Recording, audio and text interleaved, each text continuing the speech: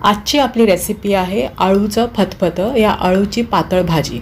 पावसाळ्यात ह्या भाज्या अवेलेबल असतात, तर त्या आळूच्या पानापासून आज आपण ही भाजी बनवतो आहोत। कोकणी रेसिपी आहे, तर बघूया कशी बनवायची आहे आळूची पातळ भाजी या आळूचं फतफतं। मी सुजाता मामाई रेसिपीमध्ये तुमचं स्वागत करते। अशाच टेस्टी आणि होममेड रेसिपी करता मामाई रेसिपीला सबस्क्राइब करा आणि बाजूला असलेला बेल आयकॉन प्रेस करायला विसरू नका। आळूची पानं धुवून स्वच्छ साफ करून घेतली आणि बारीक चिरून घेतली आहे। मी तुम्हाला एक दाखवते ही कशी चिरायची आहे।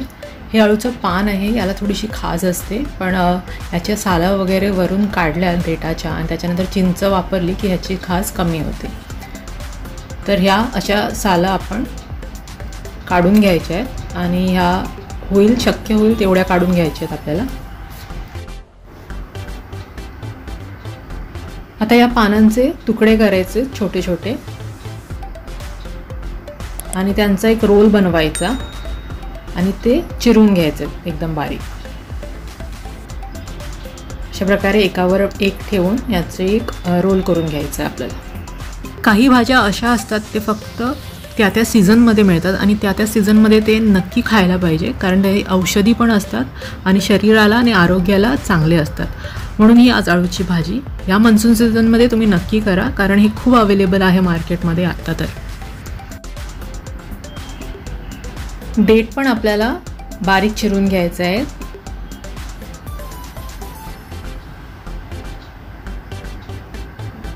देठाचे तुकडे करायचे आणि एकदम बारीक चिरायचे। मी इथे सुरी वापरते, समज तुम्हाला विळीवर जमत असेल तर मी विळी पर वापरून हे करू शकता। आणि हे कट करताना थोडी हाताला खाज येते, पण त्याच्यानंतर असं म्हटलं जातं की भाजी शिजता याची खाज पण कमी होते। तर हे आपली भाजी चिरून झाली आहे। आता आपण ही शिजवायला ठेवूया आणि याच्याकरता आपल्याला कुकर लागणार आहे।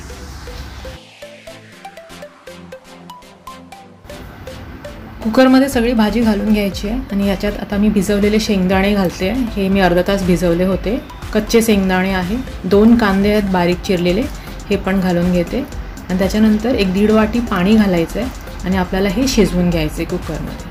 तर मी इथे 5 शिट्ट्या काढणार आहे। तुम्ही हे कढईमध्ये पण शिजवू शकता, पण ह्याला खूप वेळ लागतो, तर कुकरमध्ये कसं पटकन होऊन जातं। तर आपण 5 शिट्टी होईपर्यंत वाट बघूया। कुकर थंड होईपर्यंत आपण आता एक वाटण करून घेऊया। त्याच्याकरता आपल्याला लागणार आहे 1 वाटी ओलं खोबरं, त्याचबरोबर 2 हिरव्या मिरच्या।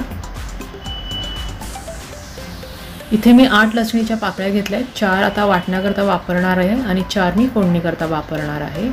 थोडीशी हळद, 2 चमचे लाल तिखट, 2 चमचे गरम मसाला। तिखटाचं प्रमाण तुम्ही तुमच्या हिशोबाने कमी जास्त करू शकता। आता याच्यामध्ये पाणी घालून आपल्याला हे एकदम फाईन वाटून घ्यायचं आहे।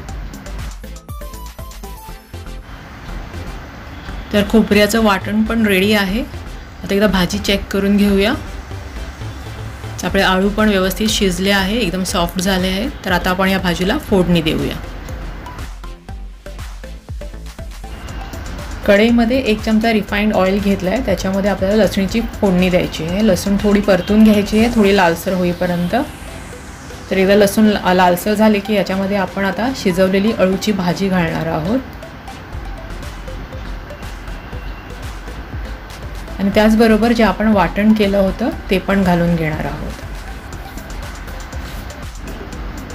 आता याच्यामध्ये तुम्हाला जशी भाजीची कन्सिस्टन्सी पाहिजे, घट्ट पाहिजे या पातळ पाहिजे, त्या हिशोबाने तुम्ही याच्यात पाणी घालून घेऊ शकता।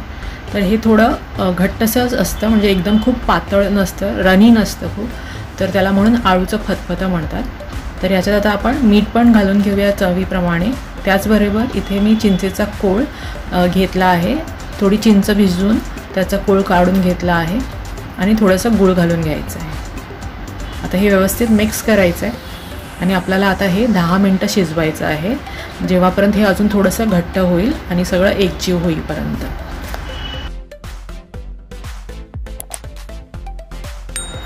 तुम्ही बघू शकता भाजी थोडी घट्ट होते आहे। तर तुम्ही आता याची टेस्ट बघू शकता तिखट आणि मीठ करता। तर जसं मी नेहमी म्हणते की तिखट आणि मीठचं प्रमाण तुम्ही तुमच्या हिशोबाने कमी जास्त करू शकता, कारण प्रत्येक घरी तिखट आणि मीठचं प्रमाण वेगवेगळं असतो। तर आता आपली ही भाजी रेडी आहे, तर आपण आता ही सर्व करूया। अळूचं फतफतं या अळूची पातळ भाजी रेडी आहे। तुम्ही ही एन्जॉय करू शकता चपातीबरोबर, भाताबरोबर, या कोकणी घरामध्ये ही खाल्ली जाते पेजेबरोबर।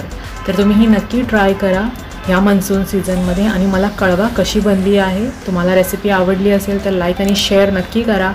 चॅनलला नवीन असाल तर सबस्क्राईब करा मामा आई रेसिपीला। परत भेटू अशाच एका रेसिपी बरोबर। तोपर्यंत कीप कुकिंग।